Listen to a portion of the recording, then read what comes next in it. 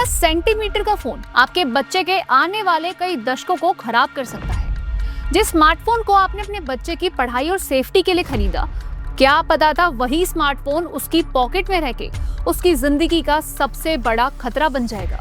Parents अपने बच्चे को ड्रग्स से बचाते हैं, स्ट्रेंजर से बचाते हैं, लेकिन जिस चीज के साथ उनका बच्चा रोज 5 से 6 घंटे अकेला रहता है, वही शायद सबसे डेंजरस हो सकता है। रिसर्च दिखाती है कि हर 3 में से लगभग 1 बच्चा ऑनलाइन सेक्सुअली एक्सप्लिसिट यानी अश्लील कंटेंट देख चुका है और बहुत से बच्चे 13 साल से कम की एज में ही इससे एक्सपोज हो जाते हैं।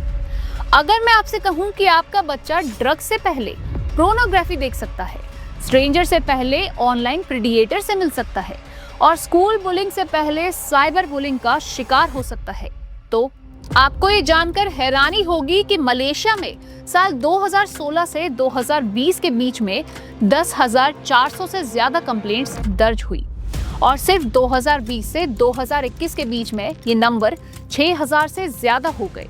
यहाँ तक कि इससे बच्चों के सुसाइड रेट भी बढ़ गए, स्पेशली टीनेजर्स लड़कियों के। ये एक इंजीनियरिंग है। डोपामाइन के उस सिस्टम को टारगेट कर बनाया गया है जो कसिनो के स्लॉट मशीन में यूज होता है। इसको यूज कर रहा है 11 साल का वो बच्चा जिसका प्री फ्रंटल कॉर्टेक्स यानी डिसीजन मेकिंग पावर का हिस्सा भी डेवलप भी नहीं हुआ है। दोस्तों, ये एक वार्निंग सिग्नल है कि कुछ फंडामेंटली बदल चुका है इस जनरेशन का बचपन। और इस वार्निंग को देखते हुए दुनिया के कई देशों में एक ऐसा कदम उठा लिया है जो पहले कभी नहीं उठाया गया। बच्चों के लिए सोशल मीडिया को पूरी तरीके से बैन कर दिया गया। ये कोई ओवरस्टेटमेंट नहीं है। शायद इसीलिए ऑस्ट्रेलिया ने एक ऐसा डिसीजन लिया है जिससे पूरी दुनिया में डिबेट छिड़ गई है। Should social media B ban for children? Imagine करो अगर कल सुबह गवर्नमेंट अनाउंस कर दे इंस्टाग्राम, स्नैपचैट, यूट्यूब, टिकटॉक 16 साल से कम उम्र के बच्चों के लिए इलीगल है, तो आप सपोर्ट करेंगे या अपोज करेंगे? क्योंकि ऑस्ट्रेलिया से शुरू हुई ये लहर UK, Brazil, Malaysia, Indonesia, UAE यहाँ तक पहुंच चुकी है। नेपाल में तो इसे एक पूरी सरकार गिराने का मेन रीजन बताया गया। और जब बात इंडिया के बच्चों की आती है तो असली सच स्क्रीन टाइम नहीं, कुछ और ही है। ये वीडियो उस हर पेरेंट के लिए है, हर उस बड़े भाई बहन के लिए है जिनके घर में एक बच्चा है। क्योंकि आज हम सिर्फ सोशल मीडिया की बात नहीं कर रहे, हम उस जनरेशन की बात कर रहे हैं जो सोशल मीडिया पर या तो आबाद हो रही है या फिर अक्सर बर्बाद हो रही है। हाय, मेरा नाम राधिका है और आप देख रहे हैं अपग्रेड चैनल। आज की इस वीडियो में हम पूरे ग्लोबल क्राइसिस की गहराई को और असली सच को समझेंगे। अगर आप एक अवेयर पेरेंट, एक यूथ या फिर एक अवेयर सिटीजन है तो इस चैनल को सब्सक्राइब कर जरूर जाए। चलिए इस गहरे सच को और तरीके से देखते हैं। सबसे पहले बात करते हैं उस जगह की जहां से चीजों की शुरुआत हुई है, हमारे और आपके घर से। जिस उम्र में बच्चों के हाथों में खिलौने होने चाहिए, उनके दोस्तों के साथ वो मैदान में दौड़ते होने चाहिए, उस उम्र में वो बच्चे स्क्रीन के सामने बैठे हुए हैं। डॉक्टर्स बता रहे हैं कि दिन रात स्क्रीन देखना, नींद पूरी ना होना और ओवर स्टिमुलेशन की वजह से बच्चे की बॉडी क्लॉक नेचुरल तरीके से ग्रो नहीं हो रही। ये ऐप्स जैसे इंस्टाग्राम, यूट्यूब, स्नैपचैट, इनका बिजनेस मॉडल ही ऐसा है कि दिमाग में डोपामाइन को इस तरीके से चस्का लगा देते हैं जैसे हमने कसिनो की बात करी थी। इनफाइनाइट स्क्रॉल्स, ऑटो प्ले और बार बार आने वाले लाइक्स के नोटिफिकेशंस, ये सब जानबूझकर ऐसे बनाए गए हैं कि बच्चे का एक बार अगर स्क्रीन में ध्यान लग गया तो वो हटा ना पाए।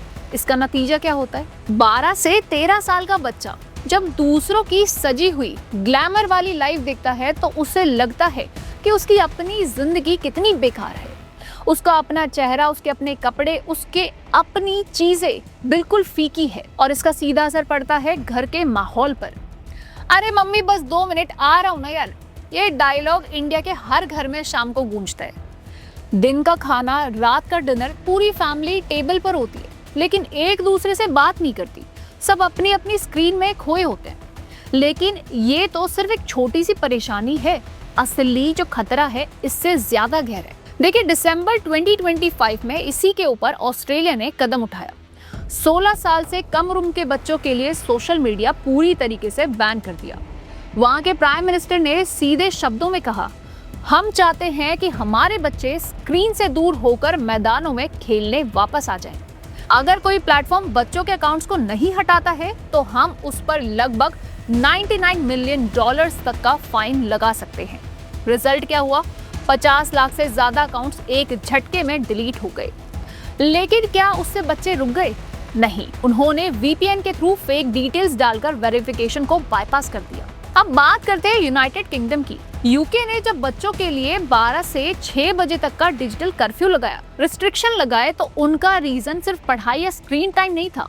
उनका असली रीजन ऑनलाइन प्रेडिएटर्स और ग्रूमिंग गैंग्स, जो कि यूके के अंदर सबसे बड़ा केस सामने आया, जहां प्रेडिएटर्स सोशल मीडिया के जरिए 11 से 12 साल के मासूम बच्चों को टारगेट करते हैं, उनसे दोस्ती करते हैं और ब्लैकमेल करते हैं, उनको शोषण करते हैं। एक्सप्लॉयटेशन स्कैंडल को एक्सपोज किया। ब्राजील में जब कानून सख्त हुआ तो वहां एक वीडियो वायरल हुई। एक मशहूर इन्फ्लुएंसर ने एक वीडियो डालकर एक्सपोज किया कि कैसे इंस्टाग्राम पर बच्चों की फोटोज और वीडियोस को प्रेडिएटर्स नेटवर्क को यूज करते हुए 5 करोड़ से ज्यादा लोगों तक दूर दूर देशों में भेज रहे हैं। ब्राजील ने तुरंत इसके रूल्स को सख्त कर दिया। अब बिना पेरेंट की आईडी के बायोमेट्रिक चेक हुए अंडर 16 अकाउंट नहीं बन सकता। अब आते हैं नेपाल पर। नेपाल में बैन ने सरकार गिरा दी। अब तक आप लोगों को लग रहा था कि बच्चों को बचाने के लिए बैन लगाना एकदम सही डिसीजन है, लेकिन कहानी में एक ऐसा ट्विस्ट है जो आपको सोचने पर मजबूर कर देगा। सितंबर 2025 हमारे पड़ोसी देश नेपाल की सरकार ने फेसबुक, यूट्यूब, इंस्टाग्राम जैसे 26 प्लेटफॉर्म्स को बैन कर दिया। सरकार ने कहा कि ये रूल्स फॉलो नहीं कर रहे हैं, लेकिन नेपाल के जेनजीज यूथ को लगा कि सरकार उनकी आवाज दबाने और करप्शन को छुपाने के लिए ये सभी चीजें कर रही है। यूथ सड़कों पर उतर आया। ऐसा आक्रोश फूटा कि 24 घंटे के अंदर पुलिस की फायरिंग हुई। कई युवाओं को जान गंवानी पड़ी और कई सारे घायल हो गए। नेपाल के prime minister KP Sharma Oli को रेजिग्नेशन देना पड़ा। मार्च 2026 में नए इलेक्शंस हुए, वहां के यूथ बैक्ड पार्टी जीत गई। ये इंसिडेंट हमें एक बहुत बड़ा लेसन देता है। जब बैन बच्चों की सुरक्षा के लिए लगाया जाता है, जैसे कि यूके, ब्राजील या ऑस्ट्रेलिया में, तो समझ में आता है, लेकिन जब बैन किसी की आवाज दबाने के लिए, सेंसरशिप के लिए लगाया जाता है, तो वहीं पर यूथ सरकार गिरा भी सकता है। अब आते हैं अपने देश इंडिया पर। इंडिया में अभी तक डायरेक्ट एज बैन नहीं है, लेकिन हमारे यहाँ पे सोशल मीडिया एक अलग ही साइलेंट क्राइसिस को जन्म दे रही है। The aspiration trap. Kota, Delhi या छोटे शहरों में एग्जाम की तैयारी कर रहे 14 से 15 साल के बच्चे जब दिन रात इन्फ्लुएंसर्स की फेक लग्जरी, फॉरेन ट्रिप्स और ओवरनाइट सक्सेस वाली वीडियोस को देखते हैं तो उनका दिमाग टूटने लगता है। उनके अंदर एक नई हीन भावना पैदा हो जाती है। मैं पीछे क्यों छूट गया? रियल मेहनत की जगह शॉर्टकट और वायरल फ्रेम ही सब कुछ लगने लगता है। और इसका एक और दूसरा पहलू भी है, वो है डिजिटल फुटप्रिंट। 12 साल का नादान उम्र में एक कोई बच्चा अगर कमेंट कर देता है तो वो ट्रोल हो जाता है। 10 साल बाद जब वही 22 साल का बच्चा इंटरव्यू देने जाता है, पुराना शेडोज का पीछा नहीं छोड़ता। इसके लिए सुप्रीम कोर्ट ने right to be forgotten, right to life का पार्ट बनाया, जो कि आर्टिकल 21 का हिस्सा माना गया। हाई कोर्ट ने भी कहा कि इंसान बदल जाते हैं, उनकी गलतियां पुरानी हो जाती है, लेकिन इंटरनेट नहीं भूलता। सवाल ये है कि एज बैन लगाने से हमारे बचपन का डिजिटल फ्यूचर सुरक्षित हो पाएगा? यहाँ है इस वीडियो का सबसे इम्पोर्टेंट हिस्सा, क्योंकि बैन अकेला परमानेंट सोल्यूशन हो ही नहीं सकता। ये सिर्फ एक इमरजेंसी ब्रेक है, असली फिक्स कहीं और है। इसे देखते हैं कौन क्या कर सकता है। ऐप बनाने वाले जायंट कंपनीज सबसे पहले अंडर 18 यूजर्स के लिए एडिक्टिव फीचर्स जैसे इनफाइनाइट स्क्रॉल और ऑटो प्ले डिफॉल्ट ऑफ होने चाहिए। ऑन करने का ऑप्शन ही नहीं होना चाहिए। दूसरी चीज आती है बेहतर एज वेरिफिकेशन। प्रिवेसी को प्रोटेक्शन करते हुए गवर्नमेंट बैक्ड आईडी चेक जैसे रिलायबल और सिक्योर सिस्टम यूज किए जाने चाहिए, जहां कंपनीज को एक्चुअल डॉक्यूमेंट्स दिखाने की जरूरत ना पड़े। Number 3, mental health tool built in होना चाहिए। ब्रेक्स लेने के automatic reminders, daily screen time limits और क्राइसिस हेल्पलाइन तक का एक क्लिक एक्सेस होना चाहिए। ये सब आपके फोन के फीचर्स के ऊपर ही होना चाहिए, हिडन सेटिंग्स में जाना ना पड़े। Number 4, faster content moderation. Specially self harm और बुलिंग से जुड़ा कंटेंट, उसे तुरंत हटाया जाना चाहिए। घंटों या दिनों बाद उसकी याद नहीं आनी चाहिए। AI और ह्यूमन मॉडरेटर्स दोनों का इस्तेमाल हो ताकि कोई चीज स्लिप के थ्रू ना हो सके। अब आते हैं फोन बनाने वाली कंपनीज पर। देखिए, स्क्रीन टाइम पर लिमिट्स होनी चाहिए। ऐप ब्लॉकिंग, कंटेंट फिल्टर, ये सब एक जगह, इजी टू यूज, ताकि नॉन टेक सेवी पेरेंट्स भी इसे इजीली यूज कर सके। उसके बाद आता है स्टडी मोड या फिर स्लीप मोड। इन तरीके से हम आवर्स में नोटिफिकेशन और ऐप की एक्सेस को ऑटोमेटिकली लिमिट कर सकते हैं, बिना बच्चे को बार बार इसे याद दिलाए हुए। इसके बाद एक और चीज़ है जिस पर हम ध्यान दे सकते हैं, वो है डिजिटल लिटरेसी। जब कोई नया फ़ोन एक्टिवेट कर रहा हो तभी उसे ऑनलाइन सेफ्टी की बेसिक अंडरस्टैंडिंग दे देनी चाहिए, जैसे एक क्विक एंगेजिंग ट्यूटोरियल। अब आते हैं स्कूल्स और पेरेंट्स के ऊपर। देखिए, डिजिटल लिटरेसी पढ़ाई का एक हिस्सा होना चाहिए। बच्चों को सिखाया जाए कि मिस इन्फॉर्मेशन को कैसे पहचाने, स्क्रीन टाइम को कैसे मैनेज करें और अपनी प्राइवेसी को कैसे प्रोटेक्ट करें, बिल्कुल वैसे ही जैसे हम उन्हें रोड सेफ्टी सिखाते हैं। अब आती है खुली बातचीत। देखिए, सिर्फ उनके ऊपर रूल्स थोपने से काम नहीं चलेगा। बच्चों से ऑनलाइन एक्सपीरियंसेस, उनके प्रेशर्स और उनकी मेंटल हेल्थ के बारे में बात करना जरूरी है, बिना उन्हें जज किए। अब सबसे इंपॉर्टेंट चीज, खुद एक एग्जाम्पल बन जाओ। पेरेंट्स और टीचर्स अगर खुद डिनर टेबल पर फोन चला रहे हैं तो बच्चे स्क्रीन टाइम कम करने की एडवाइस को उल्टा ले जाएंगे।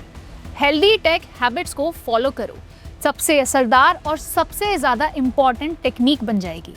तो दोस्तों देखिए, बैन लगाना शायद सबसे आसान फैसला हो सकता है, लेकिन ये पूरा सच नहीं है। असली चैलेंज ये नहीं है कि हम अपने बच्चों को डिजिटल दुनिया से छुपा कर रखें, क्योंकि आज के दौर में ये नामुमकिन है। इसीलिए चैलेंज ये है कि हम एक ऐसी जनरेशन को तैयार करें जो इंटरनेट से डरी हुई ना हो, बल्कि उसे समझदारी से यूज और कंट्रोल करना आता हो। आपका इस पर क्या ख्याल है? क्या इंडिया में भी अंडर 16 सोशल मीडिया बैन लागू हो जाना चाहिए? अपनी राय नीचे कमेंट्स में ज़रूर शेयर करना। अगर ये जानकारी आप लोगों को ज़रूरी लगी हो तो इस वीडियो को दूसरे पेरेंट्स और दूसरे दोस्तों के साथ शेयर ज़रूर करना। अपग्रेड चैनल को सब्सक्राइब करना ना भूलें। मैं राधिका मिलती हूँ अगली वीडियो में, तब तक के लिए धन्यवाद।